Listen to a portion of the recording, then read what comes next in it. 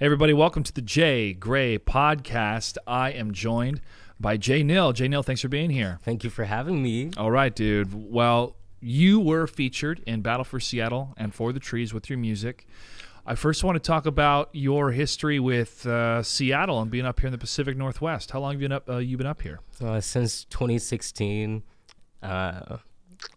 Relatively new? Okay. Yeah. Well, where did you come from originally, and what prompted you to make the move to Seattle? There was nothing for me, in my small town. Like, I love everyone there, but I just wanted to kind of go out and experience life, That's usually what a lot of people do in a small town. I did that.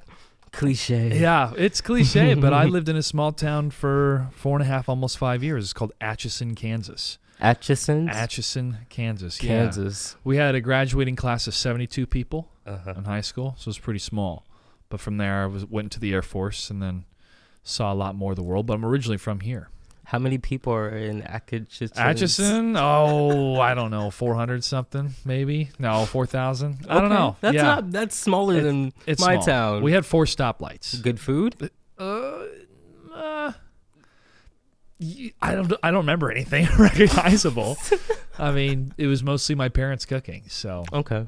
Yeah, okay. I mean, you had your fast food places. Yeah, I mean, yeah. So you go to your Wendy's or your Taco Bell and stuff. I'll do Taco Bell. What's up? I'll still mess with Taco Bell. Yeah, double deckers. Come on, can I get 3? I heard they're getting rid of the Mexican pizza.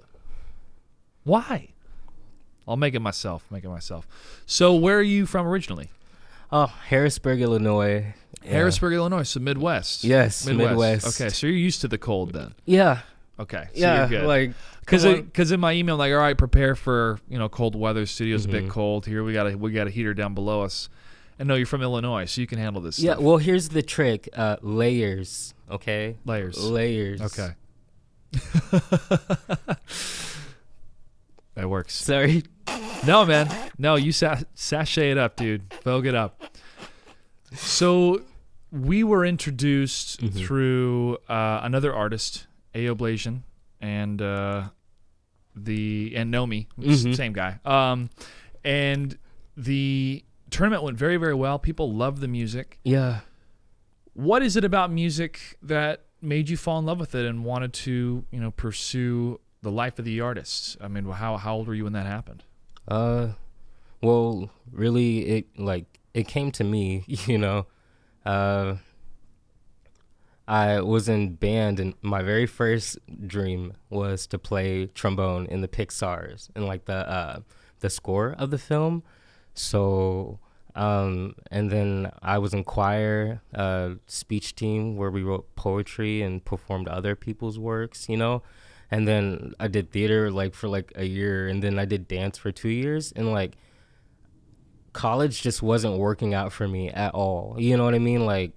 I felt like everybody just hated me. You know what I mean? I wasn't doing well in my classes. I was being, and I got kicked off the speech team, and I was like, I don't know what else to do. You know what I mean? With my life, I could be a Brandon Johnson or I could be a Jáneel. So I took all those elements that, I were introduced to, throughout life. And it just became, this, you know what I mean? So, yeah, it came to me, I didn't really. You didn't check a box, go, I want to do this. No, it came to me. Got it. I understand that.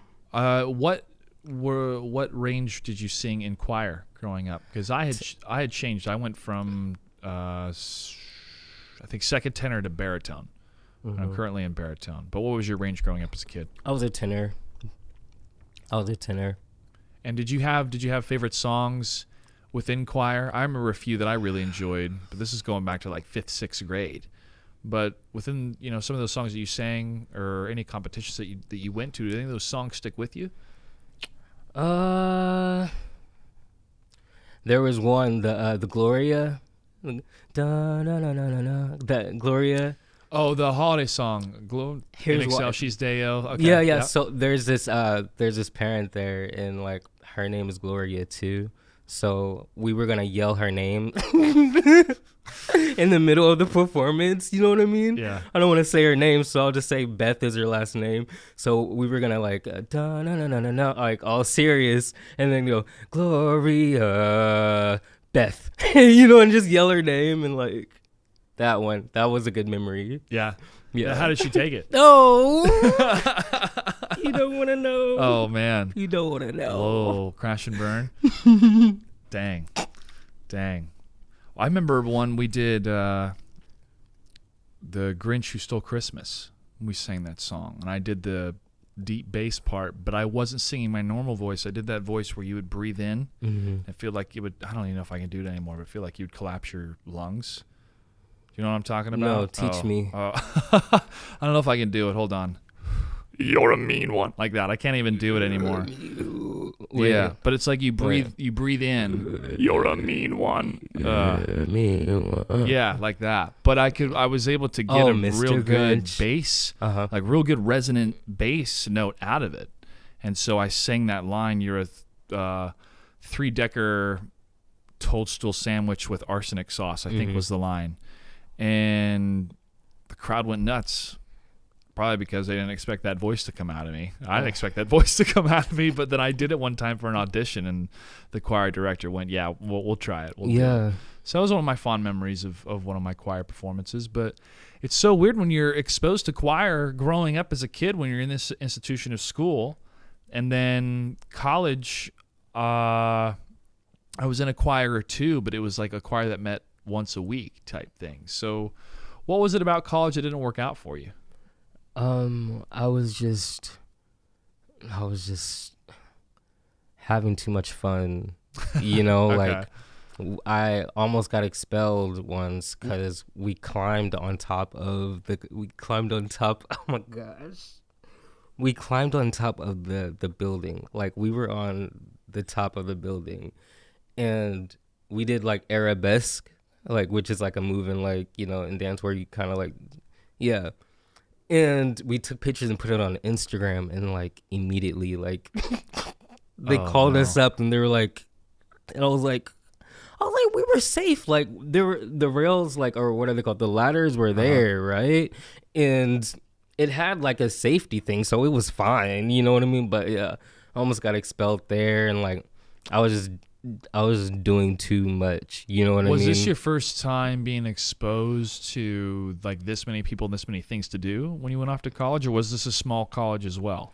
It was definitely the high school on the hill. If that's, you know, it was definitely just a bigger high school. Okay. But I think it was other people coming in and like influencing us, and like, you know, seeing the same 1,000 people, you know, 9,000 people. You have a small influence, but then when other people come in from different towns and like cities, like they, you know. Yeah, it's a melting pot of more exposure to different ideas and ways of life, which is what college was for me later in life, or even during my time in Utah, of having those different people, experiences, friends that you make. There was in Atchison, there was Benedictine College, which was the college in the town, but it felt like the bigger high school, you know. But that was like a college experience for a lot of people. Was that your phone? No. It was. I've thought about going back to school, even though I don't want to go into any more school debt to get a master's degree. I don't know exactly what it would be in. I'd prefer it to be within the realm of performance or broadcast media. If not, maybe botany, some growing weed. Botany. How to, You'll make a lot of money. Horticulturalist. Wait, while we're on that subject, I don't mean to like get semi like political, but all of the people who are like the inmates and everything who are in prison, you know, serving a crazy long amount of time, you know, for non-violent offenses, like drug offenses from weed, they need to be freed. Exactly. Yeah. They need to be freed, you know, like there's too much money in that industry right now to where they're not just freed and their debt is just not paid. You know what I mean? Like, Yeah, private prisons. Sorry. Private prisons. I'm should sorry. Be I'm abolished. just Don't be something I'm sorry. That's why we're passionate here. about. Yeah. That's why we're here. Yeah, I tweeted that out. Even though a tweet. You on Twitter? Yeah. What's your Twitter? Mr. Joshua Gray. The same One everywhere. second, everybody. Right. You have, But when Kamala Harris was announced as the VP pick for President-elect Biden, I sent out, hey, can you please stop the war on drugs, this, and allow people who were imprisoned to be free of this nonsense, Yeah. I really hope we can do that in one swift fell swoop. It's happening state by state. Oregon has just passed that you can pretty much have all drugs in a small quantity and you're not going to be prosecuted by the police. I haven't dove into the exact law, but yeah, they pretty much legalized all drugs. And that's the right way to go. It's the right way to go, period. You think so? Absolutely. Prohibition taught us that with alcohol. All it I does mean, is live create your more life. crime. Live your life. I feel like with everything on my plate, like Josh, I wouldn't be able to like just turn up all the time. You know what I mean? Like,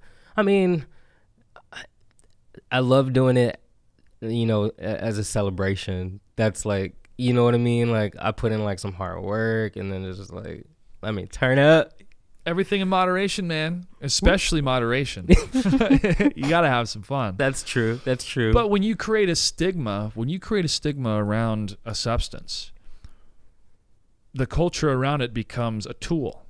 Like with alcohol. Kids use alcohol to rebel against their parents, which is why the teenage parties usually has alcohol involved here in America. Where if you go to other countries, especially talking to people in Germany where, people are enjoying their first beer at 14, 16, and it's usually with their parents during a celebration, and they're going, hey, here's a substance, enjoy it, but, enjoy it the same way we do, responsibly. So the kids have a good role model, seeing how their parents, are enjoying this and also being nurtured in a way that it doesn't become a stigma. And that's a different approach. It's a much healthier approach to it. What do you mean by stigma? Stigma of... If you drink alcohol before the age of 21, you're a rebel, or you're trying to rebel in a way. So the stigma is created for alcohol of like, alcohol is bad until you're 21. That's how the culture has defined it. So, Are you sure? Yeah. I didn't drink till I was 26. So Till you were 26? What was Yeah. your experience like? Drinking at 26, Yeah. I had a Guinness. That was what I had, and it was pretty... Is that like a super... it was pretty stout. That's what it was, yeah. But I liked it. I liked how it felt, but then I could also understand how people could let it dominate their lives, being numb to a lot of what's going on in the world and your feelings and processing things and not differently. knowing how to process it, so you just numb out. Yeah, so some people use that tool in that way, right? So what they're trying to be numb about is the problem, not the alcohol. I mean, the alcohol, it is a problem, but the problem is the alcohol is trying to solve something, be it abandonment issues, be it anger. So yeah, I just use my music. I feel like people have an issue expressing their emotions. You know what I mean? Like, when you're sad, like, if you watch a dope sad movie, like, you can cry, you know what I mean? If you're mad, like, be mad, you know what I mean? Like, people hold back their emotions, and, like, I'm, like, just happy I have an outlet to release that, I don't know. It's sad to think about the people that you're describing. Yeah, but you're absolutely right. For myself, playing a video game, producing, and playing my guitar... along with singing and fitness are all different categories, all different lanes that is keeping me sane. Yeah. And I realize that if I'm out of balance, that I can feel that perpetual swirling of darkness of like, shit, I didn't work out today. Now I'm going to order a pizza. Now it just you keep going down that hole where you don't want to climb out of it. And you just have to stop. I saw an expression on Reddit one day that said the best way to fight against depression is action. Yeah. You go, okay, I'm gonna work out. I'm just gonna put my phone down and get it done. And then you feel the endorphins and you feel how much better afterwards. But it's just like that anxiety of, oh God, I gotta do this. I gotta get through this chore. that is tough. So you have to have your outlet. You have to have that reward of what you look forward to, what you like to do, what your passion is. And that's true. And like, there's a lot of different ways to target that, depression and everything like that, more than just releasing your endorphins. Like, a lot of it is mindset as well. And I know that's easier said than done, but what I mean is it's exactly like flexing a muscle. Like when you say something sad about yourself, like in your head, you have to flex that muscle back and say no. You know what I mean? Like that really is a muscle, and that battle gets easier the more you flex that muscle. My song Win was about like overthinking and being too analytical and critical about myself, and like being upset because I didn't know how to mix and master. I didn't know what I was doing at all, and you have to flex that muscle back, like, and give yourself props too. You know what I mean? Like, out loud, like, give yourself props too, because you deserve that. You deserve that self-love. So those are ways like I target those things. Now, when you feel those emotions and wrangle them into a song, do you channel those emotions again when you perform that song, or is there some sort of connection that you're able to like have it exist outside of yourself with those emotions? Or I mean, when I perform, like, I guess because I've like performed so many times, like I just like all I gotta do is say the first word, and then I just go in. I just like I don't know how to explain it, but like I just zone in. You know what I mean? And it's just like. It's like something takes over. Yeah, but it's just a lot of fun. It's still controlled. I'm sorry, I'm hella loud. But no, like, it's good. It's still controlled. But like when I perform, it's just like, I feel like that's the moment where I just get ultimate permission to just like go in. Yeah, I know exactly what you mean. But with control. Well, you're performing. It's part of the performance. We just can't do it right now. We have to stay at home, and yeah, it's tough. Kudos to the people out there who are being creative, though. Kudos to you guys who are, making it work and still doing that. Like, that's very inspiring. Yeah. So a lot of people have had to pivot yeah, and figure it out. Exactly. So it's been fun to be a part of different projects where instead of them sending a crew or us sitting on a panel that's filmed, they just send us laptops with a webcam, and we have a script, and then we just film it all live while we're connected on the internet. And then we just made a show where we interviewed a whole panel. We were able to do it remotely. So it's fascinating. I've talked about this with a couple other guests too, of what things are going to stay. A lot of people don't need to commute anymore to go to work. They can just work from home. Well, do they need to then live in that same expensive city, or do they need to live downtown in order to keep that job, or they can just work from anywhere and get it done? It's starting to open a lot of doors and a lot of questions about that. That's now, true. You currently live downtown in Seattle. What's that been like during this entire pandemic? I just moved down there January. Good timing. It's definitely a different vibe. It's definitely a different experience. It is a little rushy. I got jumped in March, waiting for my Uber to work. That was just like, you know what I mean? And the most embarrassing thing happened, and I can't believe I'm about to say this, but like 3 days before that, I got these dope color contacts, right? And I just felt like invincible with these color contacts. They look natural. And when they jumped me, this guy like hit my eye, and one of the color contacts went out. And we all, like, I looked at him, and he looked at me, and I looked at him, and he looked at me, and I was just like, oh no, now I gotta fight back. And yeah, that happened to me. But other than that, it's definitely a vibe. I love walking around in the city at night. You know what I mean? Just like zoning out with my AirPods in. Like, I love the riding scooters. You know what I mean? Like, but it's definitely opened my eyes to the homeless situation that can easily be fixed, and that I'm from a town where we don't have homeless people, and when I see that, it breaks my heart that we make so much money and that's still an issue. If I don't mean to go on about this, but like if every working person in Seattle were taxed $1 per check,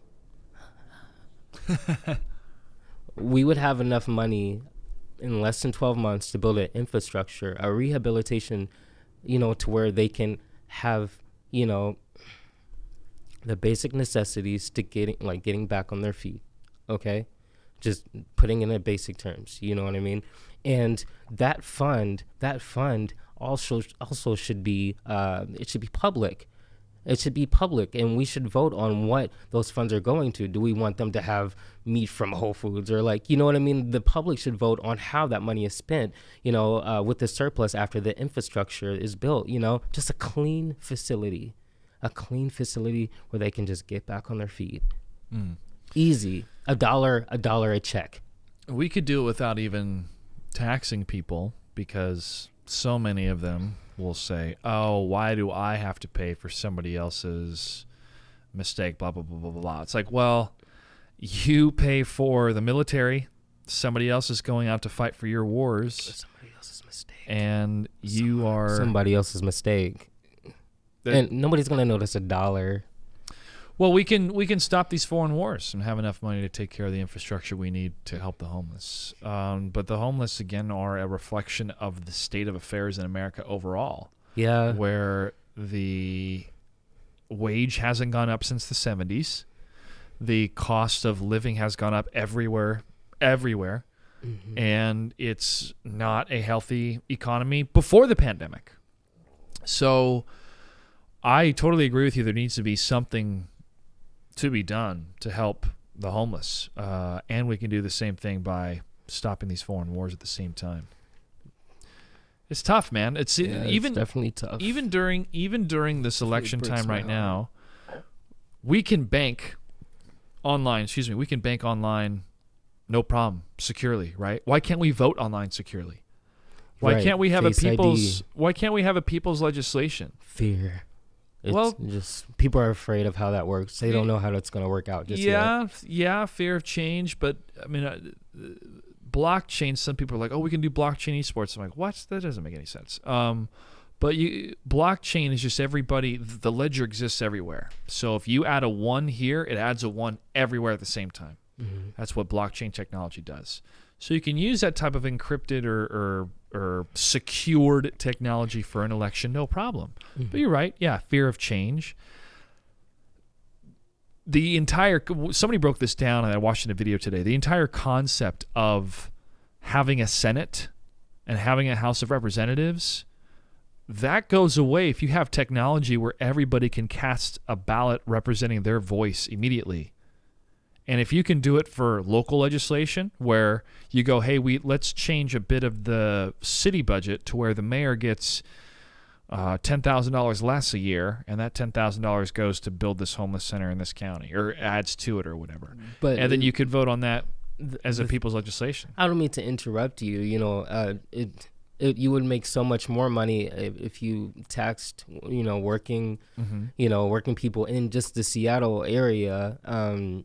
Or if we taxed Amazon, just $1. I mean, of course they would have to participate as well. The mindset behind it is like you're only as strong as your weakest, person, and not to call them weak or anything like that. But if America wants to be a strong country, like we all have to be strong, and we all have to have the opportunity to be strong, And it's okay if we have to help someone out, people over profit. You know what I mean? At least. But like $1 a month for 450,000, people, like for 12 months, imagine the revenue to help approximately 15,000 homeless people. That's easy.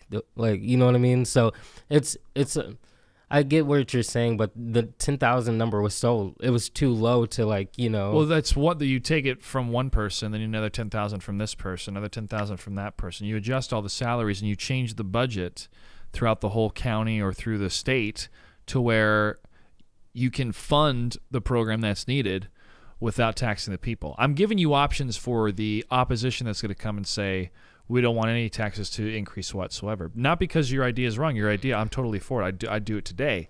But if that idea passes, somebody else comes along with another idea that's great and they want $1, then another person comes along with another $1, then you have people that are starting to get upset about how much they're being taxed. Well, That is a good point, and it is a good point that you said other larger corporations need to be taxed as well. But this plan for you want to do it for a year? As until it gets popular around the United States, you know what I mean, around the United States. And like I feel like this is a people build people type of, what do they call it, legislative law, I don't know. Legislation, a legislation, like it's a people build people type legislation, and anybody who wouldn't give $1 a check after seeing the amount that they're already being taxed, they're just heartless. They would just be heartless people, I feel. Like after just seeing the amount, like nobody's really gonna care about an extra $1, you know what I mean, to help build everyone in America. So I guess you do make a valid point, but $1.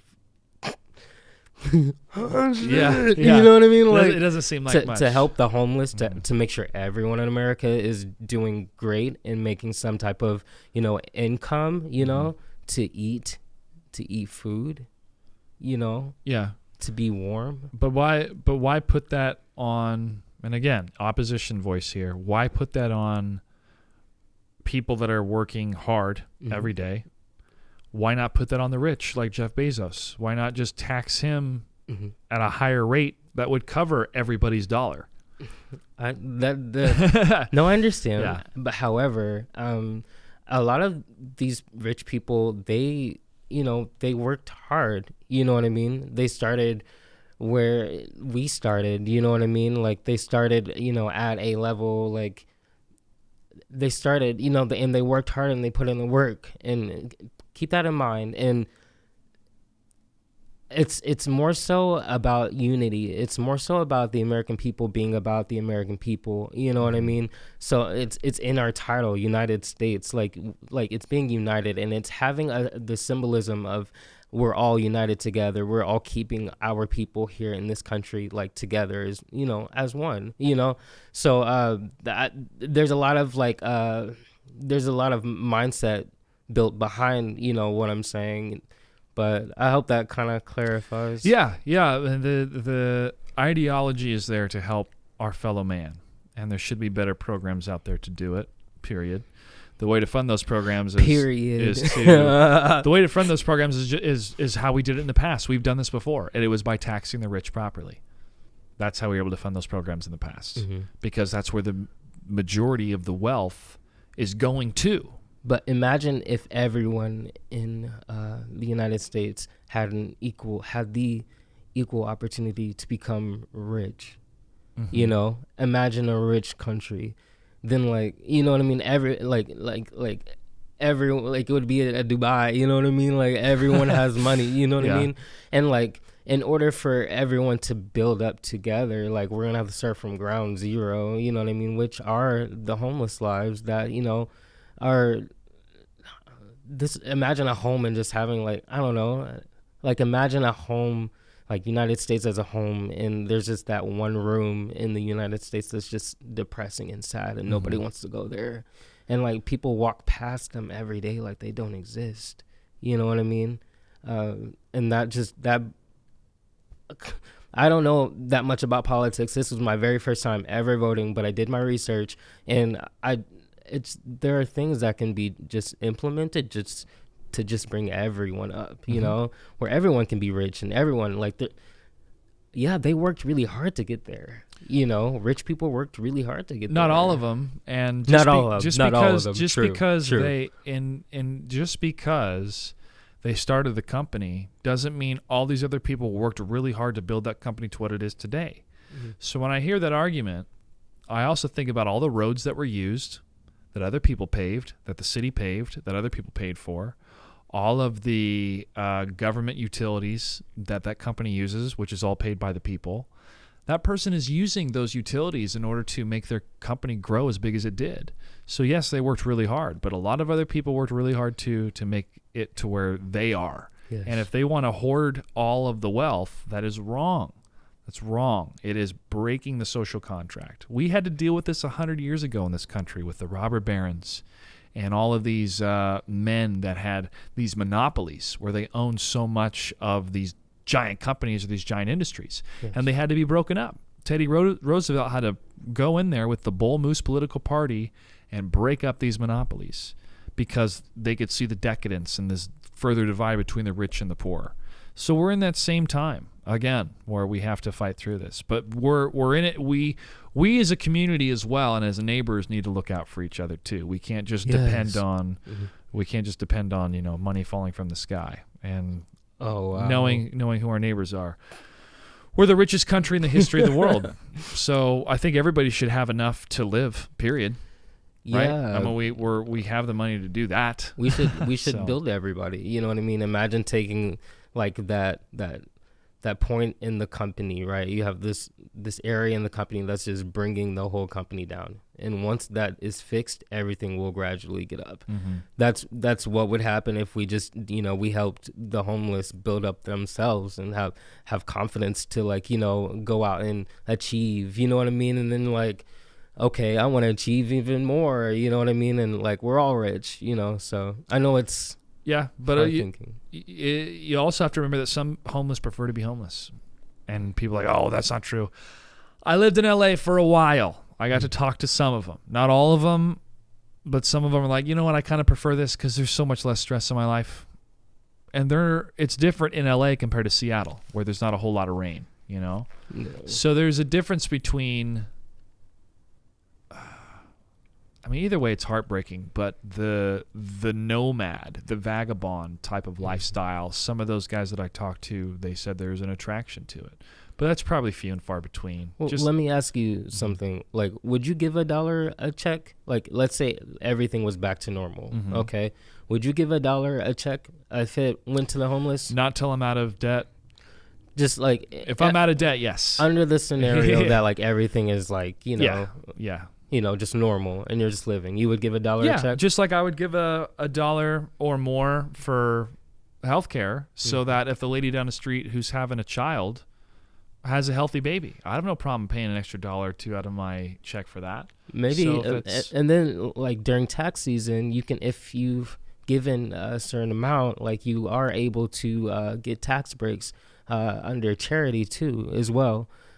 So you can keep that in mind as when you do give out, you can get tax breaks and get more back on your taxes, and maybe you can add an exemption to my. But we can annihilate the need for charity if you just properly tax the people to pay for the programs, so you don't have to go through that. It's what you're saying, I get it. We should tax those. But you're exposed to the homeless every day when you're living downtown. Yeah. Have you seen it gotten worse since you moved there in January? I do like to see that their tents, they have these things that they put over their tents, and it makes me happy that they have a way of coping, during this season. So okay. That's really cool, Okay. But have you seen more since you were there in January, or has it been about the same amount of people? Not really. Okay. Not really. I'm not out looking for them. You know what I mean?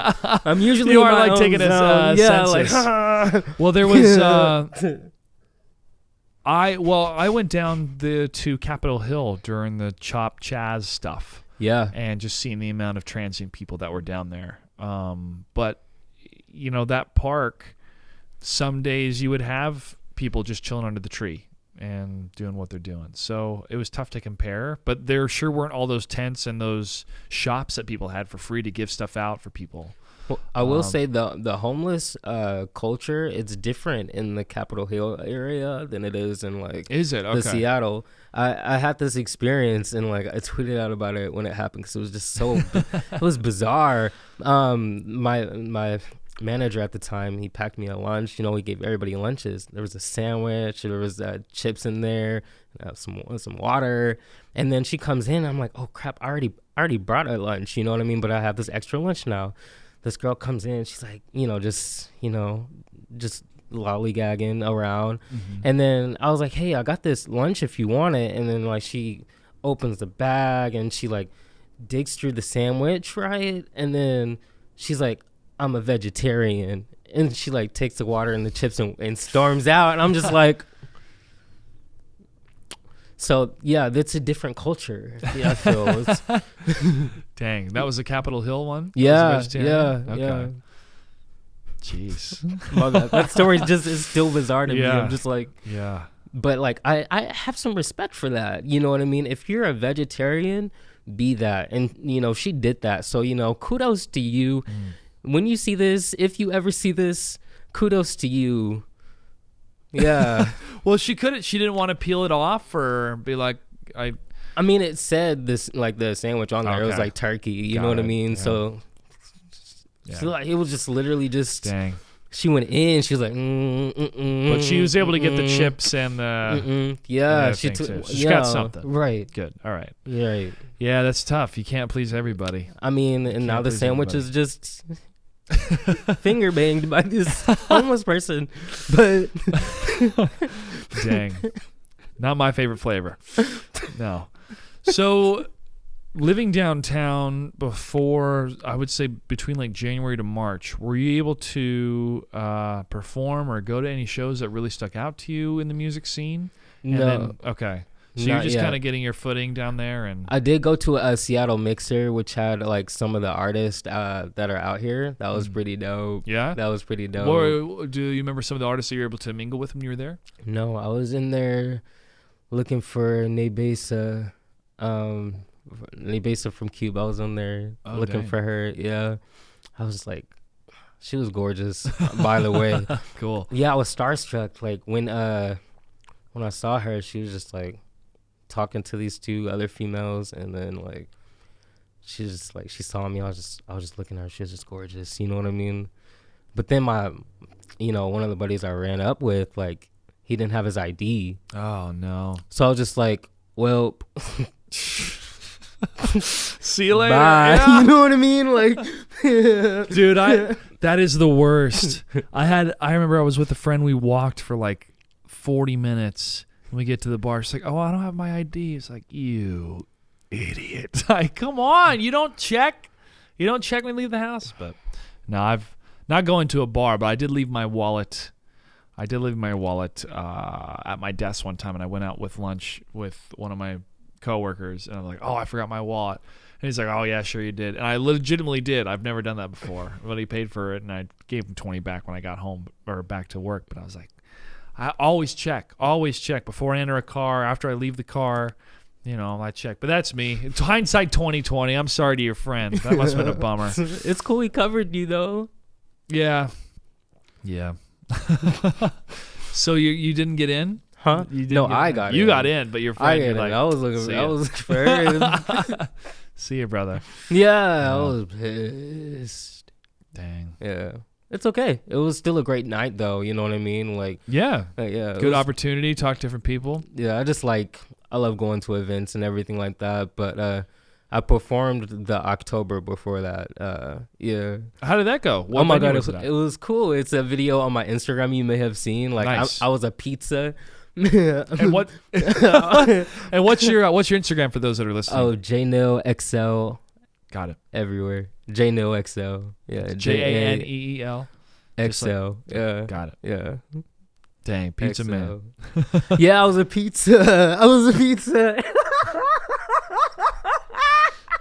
I went well, dude. My Went really bad. well. I was a pizza. And What inspired you to go with that choice? so I was in this store, right? And I just wanted some water. And then I saw this pizza outfit. And I was like, So I took the pizza outfit and then I bought it. And I was like, I'm going to wear this tomorrow and make a scene. So, and it was so much fun. There you go, man. Yeah, You made a memory. Yeah. That's what it's for. It's on my Instagram in case you guys want to check it out. Like, it's pretty dope. So who are some of your inspirations today, before we talk about what you're creating in your world of music? Who do you listen to today? Who do you feel like you're inspired by today with the current music scene? It could be a past artist as well. Yeah. So you remember earlier when I was talking about like how rap like came to me, like music came to me? Yeah. So when I was on the speech team my sophomore year, I won varsity, and my speech coach, who I felt hated me, he gave me Nicki Minaj's album Pink Friday, and today if it comes out to like if this video comes out today is like the 10-year anniversary. 10-year anniversary. Of Pink Friday. I just saw her post that on her Instagram. Yes, and I lived out in Muddy, which was like next to the town I went to school in, and that was my only entertainment. I didn't have a phone. I didn't have internet. I had a pet fish, Oscar. He was mean as hell. Shout out to Oscar. Shout out to Oscar. He was evil, bro. But like, I won varsity, and he was so happy. He was like, "You remind me of this, da da da." And I was like, "Okay," you know what I mean. So like, I listened to it, and that was the only rap I listened to ever. So shout out to Miss O. I pay homage to Miss O all the time. Like, nice. Yeah. So she just inspires me to push my pen and like, you know, be yourself. You know what I mean? And to like have fun with it. And like, I love when she gets serious. Who else? Okay, so this may sound cliche, but whatever. I love Hov's imagery in his music, and I don't mean to like just he uses imagery in his lyrics, and I think that's so cool. I think that's an element you learn about, you know, and you know he implemented that, and you know, and I just love that his ability to set the scene, you know what I mean, in his music. I love like my picks are so cliche, but like it's all right, dude. You know, when I started listening to rap, I'd pick the most popular. You know, like I love Kanye. You know what I mean? Like I love Kanye. You can't like, and there's a story about Kanye. My mother, she was going. Sorry, mom. She was she got you know split up with her wife, you know, and everything like that, and when we moved, you know, back to Illinois, like her song or Kanye West's song, Stronger, my mom played that song over and over and over for the whole drive. So we were introduced to Kanye. Yeah. So like my whole family loves Kanye, and plus we're like I was born in Chicago, Cook County, so like you know what I mean, like yeah. So like Kanye is a huge inspiration. I get inspired by like honestly, I could like any artist, you know what I mean? As long as what they're saying is dope, like it speaks to you. Yeah, I'll be like, you know what I mean? I like this, you know what I mean? I can see past the production, you know what I mean? I feel like any artist got something, you know, like any artist has something. So when you sit down to write lyrics, do you go through a sort of process ahead of time? Do you try to concentrate on thoughts or feelings, or does something just come to you and you go, I gotta write this down? Like, do you set a time aside and write, or does when it happens, it just happens and you let it flow? Sometimes I collect bars throughout the day, you know, like one will come to me, and if it seems like something I want to keep, I'll keep it. But like most of the time, like choruses, I'll just like freestyle, and like the verses, like I'll try to write that before I record, you know what I mean? Like, cause I feel like that momentum's like right there, you know what I mean? It's like you can feel it in your stomach. Yeah. But yeah, I feel like that drives it, you know what I mean? To just write something real fast and then just like record it right after. And then if I have a dope bar I wrote, you know, previously, I'll like plug that in and like, you know, so. And do you have any current favorite bars at the moment? Oh my gosh. Yeah, you got some? Okay. My flow, incredible. Coming in strong, simile, a compound profanity beast. No one got it like me. I like it, man. Okay, so for you guys at home, you make my A class, which is who I call my fans, like A class, because they decipher my bars. Okay, they decipher my bars. And how do they decipher? Do they comment on Instagram or?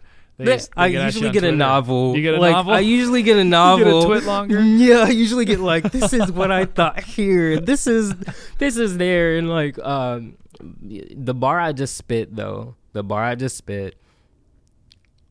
I feel like you'll have to listen. Maybe not you. I don't know. You may have to listen to that a couple times to decipher that one. Yeah.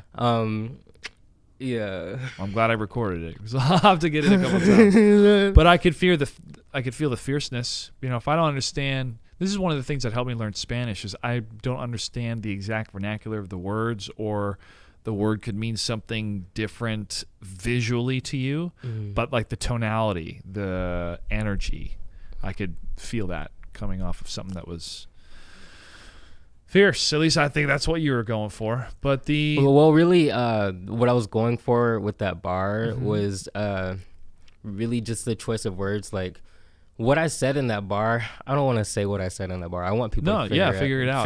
But you choose every single one of those words so specifically, which is why. That one specifically.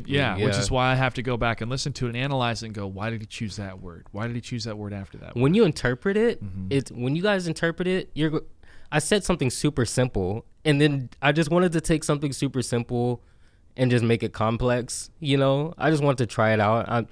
Usually my bars, like, you know, I try to keep it short, you know, and like, oh, you can catch it immediately lately. But there are certain tracks and certain, you know, where I just want to, I want to see who's like really like, you know, who's really can, oh, snap. You know what I mean? Like, do you find the lyrical side of your creative endeavors easier to come to you compared to the mix and the engineering, or like where do you feel the most comfortable throughout the entire process, and then where do you think you're still growing? I think you're exactly right with what you said. Like, yeah, the production, like, although my third project, you know, the Cave remaster is about to come out. Third party remaster came out, is doing decent. It could be doing better, but I haven't really pushed it. So listen to Third Party. Hold Up, Come On, Commas. You guys will love this song. And the Cave remaster is coming out, and I'm so excited about that. But this third project, I'm actually pretty proud of the production, you know? So listening to the three projects as a trilogy, you actually hear the production kind of like get better over time. And as an artist like who didn't, you know, seek out, you know, like help unless it was like YouTube or like Big Juice, or like unless it was somewhere like I can like, you know, what do I do here? You know what I don't know what I'm doing, like, and I hate asking for help. Yeah, you know what I mean? Feeling. Yeah, like you just hear a good, you know, progress of the production, and it feels really good. And I think after these three projects like come together, my three Triforce for my Legends of Zelda fans. Yeah. Shout out Link with Navi on Twitter. But yeah, that's my idea behind it. It gave me structure. My three projects are like the three spiritual stones in Legends of Zelda. So like Third Party has a green element, like the Cave has a red element, and whatever I name this next one will have like a shout out my Legends of Zelda. Nice. Age of Calamity out today.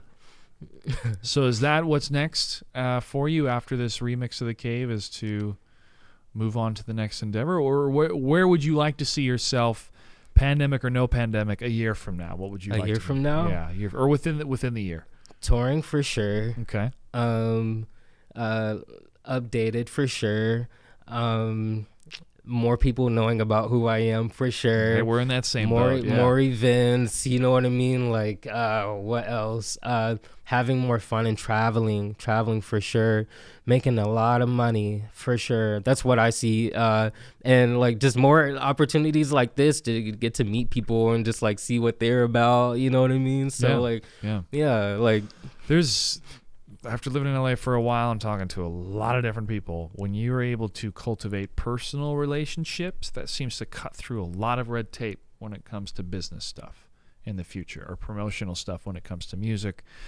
And you just got to keep hustling and keep working and making that stuff happen. And you're doing it. With the Cave, we were able to feature here on 2 tournaments, and look forward to what else you're going to be pumping out, man. So for you, I mean, obviously you're very, very satisfied with your music. You're able to drive a lot of your emotions and anxiety into that art form. But do you also feel, you know, having ideas like this when it comes to the homeless and other things within your community, like what do you feel you're impassionate about helping your community that either adds something to your soul or adds something to your music, or inspires your music or inspires you? Because I feel it's very important of being involved, or at least know who your community is around you. I mean, I feel like everything I do, it's for a bigger purpose, you know? Definitely the bigger I get in the, music industry and, just in life in general, I feel like now that I'm thinking about these things like the homeless and like, everything that's going on politically, like it makes me want to, like, how can I not want to involve myself for a positive change? So I definitely think like that's something that may get implemented later on, but I don't necessarily know. It's like que sera, like whatever, Yeah, whatever comes your way, comes your way. Yeah, but I definitely would like to use, I can't stand, like, I definitely would like to use my platform to, like, help, like. And be involved wherever you can. Yeah. Coalitions of artists and others. What's the point? Like, you're just going to have a huge audience to, like, just make money and not, like, help people. So, like. Yeah. Sorry. There you go. It's okay. No, it's a good way to look at the world when you're on your way up rather than the jaded part of it, which is where I'm at. I understand. Yeah. I'm experiencing the jaded part of it too. What type of tools are at your disposal? Because we talked about this earlier. I'm in the same boat when it comes to editing. I'm learning how to be a better editor with the software that I have. And for you in engineering, like, what tools or software do you like to use, and what are you trying to get better with? Me, it's like using text and having to display text better and graphics better. But what about you? So people may call me stubborn for this one, but whatever. I chose a 2010. I started like 2015-ish, but I chose like a really early model of Logic, because I felt like it would give me a more organic sound. I wouldn't be able to do too, like, you know what I mean? I wouldn't be able to spruce it up, which I want to do in the future, don't get me wrong, you know what I mean? But you didn't want to over-engineer it. Which I accidentally did, you know what I mean? And a couple of mixes, shit. My bad. The remasters are sounding great, guys. They're sounding phenomenal, so check those out.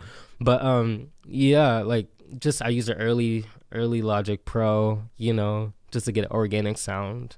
There you go. I mean, I use Adobe. I use Premiere Pro for the editing, but for more voiceover stuff, I need to use Audition to be able to tweak my voice a little bit better for different voiceover endeavors. For graphics, After Effects or Photoshop, and just I open up one of those programs. I don't know what any of the buttons do, so I just have to figure it out and experiment and try stuff out and give myself the time to do it, even the frustrated time. Because sometimes it feels like my parents, when they're introduced to technology, they're like, how do I check my email? Like, oh, gosh, okay. Make sure you celebrate yourself when you do figure something out, too. Yeah. That you got to control your endorphins, as you said earlier, something like that. Yeah. You gotta be able to celebrate that stuff. So for you're on a great track for your music. You're making waves. I've enjoyed the tracks that I've heard so far. What's next for you? What do you want to be doing in the next couple months? I'm going to be planning for a great performance, and the music in general that I have for my third release it just sounds, it sounds really cool. Like it's something I'm really proud of, like the Cave, like, and third party, like the recording circumstances were, yeah. I had like 6 roommates, you know what I mean, living in lower Seattle and like the SeaTac area, like trying to express myself, but you know what I mean. But now I just like I have my own studio, and I just like I'm letting go. I'm just having fun. I'm pushing my bars, like. It's music. It sounds like the ending of a trilogy. It sounds like the ending of a trilogy, and like after that, I'm just I want to. I don't know if I want to continue working with myself, or if I want to find like a master engineer who just is gonna take me to the next level. But I feel like it would have to be Kanye. You know what I mean? I feel like he would have to be the person to like, because I have music stored, like not too many, but I have great songs, like with my music, the goal is to create timeless, like just timeless music. When you hear a song by Jáneel, you're like, ooh, you know what I mean? Or it takes you back to that feeling, like, because that's the music I love. You know what I mean? Like that, like my goal is just to make timeless music, and I have these songs, and they're genius. Like they're genius songs, but like I don't have the knowledge yet. Or it would just have to be a master producer. You know what I mean? A master engineer, like someone who's like, okay, Jáneel, let's. And I have to be ready as a person to take on the aftermath of those songs. So I'm in no hurry.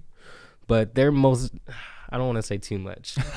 I don't want to say too much, but Jáneel makes timeless music, or I'm getting to the point where, there you go. You know what I mean? There you go, man. Yeah. Timeless music from Jáneel. Where can people find you on social media?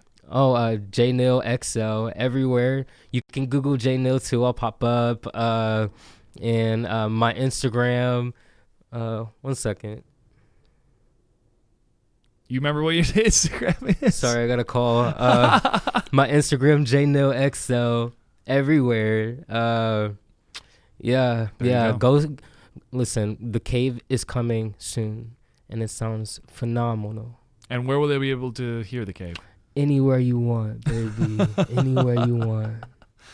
All right. Jáneel, thanks a lot for being on the show. Thank you for having me, Thank Josh. you for allowing me to use your music when we launched Battle for Seattle. Anytime. And so I hopefully... I'm going to get that check, though.